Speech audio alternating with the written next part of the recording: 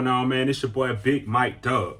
And this week, hey, we talked number 4 pick. We are a little bit less than a month away from draft time. Let that sink in for a little bit. So, who will be the top quarterback taken, or who will we draft at 4? All of those decisions are going to start to materialize and crystallize over the next month. You got the draft starting on, April 29th. After April 29th, I would say after May 1st, after Saturday, May 1st, we'll really start to get a bigger picture of what this team is, what it's not, what it could be, what the depth pieces look like, so on and so forth, right? And I think that, as we kind of take a step back, we look at free agency a little bit. Of course, like most people, the signing I was most impressed with was Mike Davis. Now, the reason why I like Mike Davis the most is I think that the pairing between Mike Davis and Arthur Smith is absolutely a match made in heaven. I think that Mike Davis is not going to be a guy that we expect to, run for 200 yards, score 4 touchdowns a game. That's not what we need him to do. But for us to be a productive team, that's pretty much not what we need Mike Davis to be. I think where Mike Davis gives us a lot of versatility is catching the ball out of the backfield, hard yards, getting down to the 2 and 3 yard line. And I think that actually Mike Davis is his skill set actually takes the best out of all of our running backs and kind of puts it together in one player. I think he has the tenacity of a Brian Hill. I think he has the pass catching ability of an Ito Smith. So I think that when you bring a Mike Davis in, I think that fundamentally it allows your team to focus on other needs. And I think running back was a huge need for us in Falcons in Falcons Nation. We know it. We've talked about it. I don't think there's many Falcons fans that you can talk to who would say, yeah, we don't really need a running back. I think we saw, a 2.8 yards per carry or whatever it was. That dismal amount is not going to get it done. So the addition of Mike Davis actually allows us to kind of just, expand around with possibilities at 4. I think that, we have mocked just about every potential player you can mock. That's a top player, the Penei Sewells, the Micah Parsons, the, all of those guys in the world. And I think that, all those guys are great players. But I think today, specifically with the addition of a Mike Davis, right?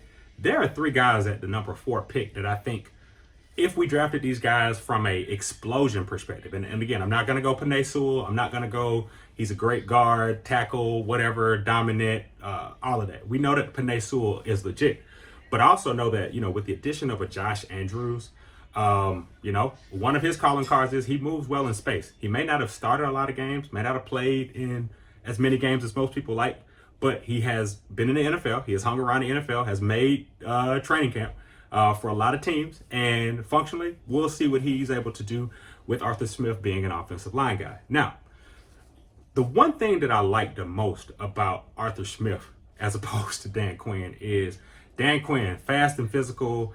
Toby D always likes to talk about, he's the guy that always gives us this bulletin board, all gas, no brakes, those type of quotes. And we grew tired of it. We grew tired of the analogies. We grew tired of the fake optimism, so on and so forth. But the one thing that I like the most about Arthur Smith, let's talk about him for a second. Dan Quinn, that's the past. Let's talk about the future. I think one difference between kind of the slogans of Dan Quinn is the approach of Arthur Smith. And I think Arthur Smith is, if Dan Quinn is a fast and physical guy, I would consider Arthur Smith a data and analytics guy. I always talk about it a lot, but what Arthur Smith is concerned about is what the data says. 72% if a quarterback goes this way, how do we need to put our defense? Those type of things, because it all kind of pigeonholes back into one thing. And that's situational football. And the reason why I love Bill Belichick so much is that he is one of the greatest at situational football. So to have a coach that, again, what he brings in as a quality from day one. And again, this is not a Arthur Smith over optimist train, but I do think that when you have a coach who is big on situational football, we should also take a look and really take a step back and say, okay, well, if he's about situational football, as a Falcons fan right now, we ask ourselves, situationally, if it's in the situations, not being able to execute in the red zone or not being able to get off the field on 3rd down, all things that have plagued us as Falcons fans for years, we ask ourselves, okay, What can we do to create mismatches, create explosion, or what can we do to add additional elements to this offense that may be able to get over the hump?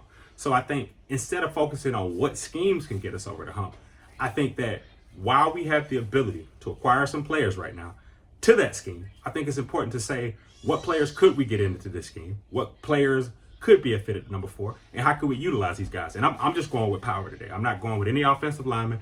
I'm going with 3 skill guys, all out of the SEC, that I think are just rock solid, and I would love to see each one of them in a Falcons uniform for different reasons. And we'll start with Jamar Chase. And again, my 3 guys are Jamar Chase, Jaylen Waddle, Kyle Pitts, just as a frame of reference. Let's start with Jamar Chase, though. The one thing I like the most about Jamar Chase out the gate, I mean, cookie cut, like, is the fact that he is a polished and physical receiver. He reminds me of a receiver that Arthur Smith had a lot of success with as a rookie in A.J. Brown. One thing I like about Arthur Smith and A.J. Brown is that A.J. Brown came in as a hard worker. He's got a Julio Jones mentality. Julio Jones is kind of who he idolizes. And ironically, Arthur Smith utilized A.J. Brown the same way he did with Julio Jones. He put him in situations that played to his strengths, and he put him in positions to succeed. The reason why I would like to see a Jamar Chase potentially at a number 4 pick, might be a little too high for some people, is that, this is a guy that, again, like, man, this is hot off the press. At his pro day, ran a 4.38. This guy's 210 pounds and ran a 4.38. Polished, hardworking guy. Is not going to create a lot of separation. But hey, we don't need a guy to create a lot of separation. We need a guy that can make the contested catch. If he's making a play over the middle, he can hold on to the ball. If we need 15 yards, he can get a 17 yards. Whatever it is, right? And I think Jamar Chase would be a guy that I would be very interested. He's kind of my wild card at number 4 from the perspective of he doesn't have a lot of tread, and again, I'm really hard on these guys that opt out because I think it's really hard to get a good read on what they'll do in consecutive seasons. But I think we saw enough out of Jamar Chase the year we did see him at LSU on one of the greatest offenses of all time, that not only was he could be potentially a generational talent. I think when he opted out, nobody was surprised. I think he was worthy of a top 10 pick, even with opting out. I think he's one of those guys that, again, when this thing all started, he was at the top, and, you had Russo, and we hadn't really heard as much about Russo, right? Anyway, but, those are the type of things I'm talking about. He's a guy that started in the top, even through the interview process, pro days, at the top. Again, 84 receptions, 1,780 yards, 20 TDs, and this guy doesn't have a lot of tread, Now, again, I do think that he reminds me a lot of the A.J. Brown, and I think that Arthur Smith could utilize him similar to the way he used A.J. Brown. A lot of the out routes, a lot of deep slants, a lot of those, hey, get me a first down routes is what I like to call it. Just get me a first down, run the post, get me a first down. Let's keep the chains moving. I think, the only knock I have on Jamar Chase, is him opting out. I think that I would like to see a little bit more, of what he can do against different types of competition. I think that the Jamar Chase to Joe Burrow connection is as deadly as ever. I'd like to see what he's able to do with different quarterbacks. Not his fault, but again, he's a guy that if we were able to utilize him, I could really see him. If you imagine a Jamar Chase, Julio Jones, Calvin Ridley, you put those 3 guys on the field and potentially being able to go 4 wide with a Russell Gage. Again, that creates mismatches. The word for this video is mismatches. Who can create mismatches? How can we create mismatches? Because for us to keep up in this league, we are going to need mismatches. Not only are we going to need mismatches, we have a 17th game. So let's also think about that as well. We're adding an additional game. So for me, that is actually the biggest reason as to why I am more in line with, let's get an explosive player, let's get a receiver, let's get a tight end, let's get somebody that can, a Javonte Williams in the second round. Let's get explosion into Atlanta and create mismatches. The only way to keep up with Tom Brady over a 17-game season is to know what you have and be able to use it. And again, as a Falcons fan, I don't know what it's like to beat a Tom Brady. I don't know what it's like to put a team and field a team that's able to beat whatever his best schematic advantage again over us is. Anyway, so Jamar Chase. Now, my second guy is, listen, I'm going to just go ahead and call it. Or like my boy JR says, at this juncture, I'm going to go ahead and call it.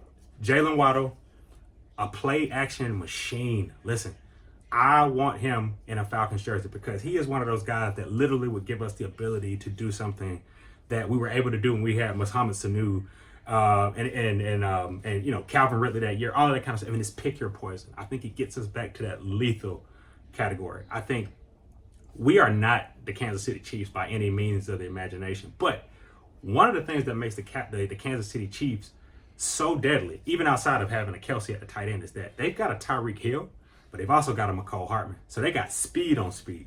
Now, with Calvin Ridley, we got speed. Jaylen Waddle adds that on speed. So you got Calvin Ridley speed, then you got Jaylen Waddle on speed, and then we got speed on speed, like I did that there. But anyway, ultimately, I think that with a Jaylen Waddle, 5'10", 182 pounds, broken ankle, not his fault, on a kick return. But, you know, this guy scores every 6 catches, you know, 18.9 yards per catch. Crazy. Mismatches, right? Because I put it to you like this. It's a long day for defensive backs trying to figure out, do I still double team Julio, who's 32 years old right now? What do I do with Calvin Ridley, who any given week, he can go crazy. But now I got this rookie I got to deal with who can return punts. He can return kicks. You can throw him the ball on a slant. You can throw him the ball on the short little bubble outs, bubble screens. You can put him out of the backfield, you know, whatever you need, right? And I think that getting a Jaylen Waddle for me is actually more selfish for me because, yeah, Calvin Ridley, we got some decisions to make on that guy. So that's point one for me. We got some decisions to make on Calvin Ridley. We need a really, really good insurance policy because Julio Jones is getting older. Calvin Ridley is about to get paid and he deserves it. So if we really look about, you know, looking like, you know, I'm looking from the Terry F standpoint where it's like, man, all right, I got to start protecting this team for the future as well. I got Matt here, I got Julio here, but I also need to be smart enough that if I get a player right now, he's able to, you know what I'm saying, give me value in different places. Like I said, Jaylen Waddle is your third receiver. Because again, I'm sorry, no disrespect to Russell Gage, great receiver, but give me Jaylen Waddle. Let's put Jaylen Waddle on the field. Let's see what Jaylen Waddle has for us, and then we move forward. But again, rolling out with a Jaylen Waddle wouldn't look bad. Julio, Calvin Ridley, Jaylen Waddle, Russell Gage, 4 wide receivers. Hayden Hurst right there. With a Mike Davis who can receive out of the backfield. Again, that just makes us more explosive. I'm not overhyping this team. This is not a used car salesman shop. This is just, look, man, let's get hip to the idea that if we don't trade back, if we don't have a Trey Lance, again, which is, don't buy into the smoke screens. Terry F has been in this league for a long time. Hey, we could go quarterback. We go quarterback, we'll have that discussion. There's a place for whoever we draft at quarterback. But I would be cautionary before I go to my next guy. You know, we were all hype on Mac Jones, but man, look at his pro day when you get a chance. If you haven't seen it, look at every one of his throws and you say, do the San Francisco 49ers really want to spend their number 3 pick on this guy? I would say right now, I would think not. I would hope that a bad pro day doesn't, you know, knock him too far down the board. But again, though, I selfishly hope he falls to the 2nd round or 3rd round because of a bad pro day. Because if we don't go with a quarterback at number 4, hey, I'll take Mac Jones in the 2nd round. I'll take a Kellen Mond who just ran a 4.5 at his pro day. We talked about it. You know, I'll take, I can't say Ellinger. I'm not going to take an Ellinger. He's too iffy. But again, let's focus back on what we're talking about right now, right? So, last guy, I got to breathe before I talk about this guy because I'm excited about him, but, you know, I'm a little bit of a Georgia guy, right? I love my Georgia Bulldogs through and through, and it's hard. It is literally hard for me to give credit to a Florida Gator. As a matter of fact, I had to show homage. I never wear any Florida gear, but I do love Lacoste. So we got the Gator from the Lacoste standpoint. This is not Florida Gator stuff. But to show love to the Gator, I'll talk about the Gator that I would most love to see in a Falcons uniform. Falcons helmet, Falcons hat. This guy follows the Falcons right now on Instagram. Now, that's hot off the press. If you didn't know, now you know. Kyle Pitts. Look, man, we're going to go real quick on Kyle Pitts. We're going to hit his bullet points real quick. And we're not going to oversell him because when you see a good thing and you like a good thing, you don't want to overtalk a good thing. You just want to have a good thing where you are. Kyle Pitts, mismatch problem, slippery, receiver upside. Y'all call him a tight end. I call him a just give me the ball, put me in position. Arthur Smith would love a Kyle Pitts. From the standpoint of this, if you look at Corey Davis, you look at A.J. Brown, you look at Henry, you look at a lot of these guys, don't get me wrong. It's Derrick Henry. Get up out of Derrick Henry. Battering ram to Derrick Henry. But, Geno Smith. A lot of these guys everybody ate equally. Matter of fact, Arthur Smith got Geno Smith paid, with the Patriots, right? So if you look at it, Arthur Smith is one of those guys. Historically, his offenses are run first, but they do know how to get everybody fed equally. And I do think that with a Kyle Pitts, he's such a raw talent. I mean, just huge upside. I think they throw around the term generational talent. You get a Kyle Pitts with an Arthur Smith, and you will see the difference in Arthur Smith as a data and analytics guy. Meaning, everybody expects Arthur Smith to just come in here, and the way he made Ryan Tannehill the greatest quarterback since sliced bread after his career was shot to crap, he'll do the same thing with Matt Ryan. What Arthur Smith will do, Arthur Smith will, and I repeat, Arthur Smith will take Matt Ryan, utilize Matt Ryan at his strengths, see what the data and analytics says, and make the adjustments necessary to be the best team. So a lot of times we get so big on calling a team, oh, yep, this is what the Patriots do. This is what the 49ers do. But what you'll see in the NFL is they do what it takes to be successful. They will adapt, change, make adjustments. And I think that is what you will see as one of the biggest adjustments from a Dan Quinn era and an Arthur Smith era. And that is the ability to make adjustments, the ability to be adaptable. And I think having Kyle Pitts is a no-brainer to me. If it's only, listen, I'll leave you with this, pound for pound family. If his only knock is he doesn't block, Lee Smith just said, I'm here to protect Matt Ryan. Let Lee Smith do it.